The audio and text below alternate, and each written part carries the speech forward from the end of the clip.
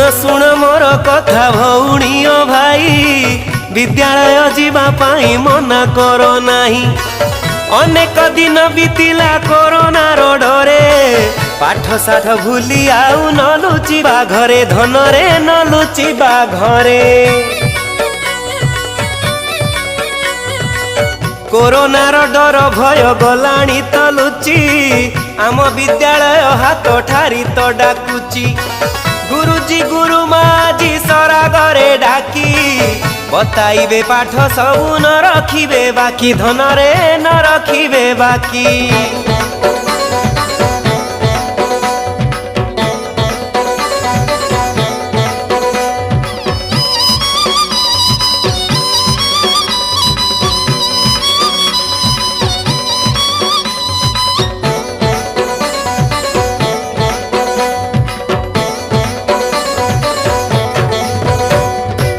नाची कूदी हसी खेली पढ़ी बाटी पाठ पाठ पढ़िले खोली उन्नतिर बाट।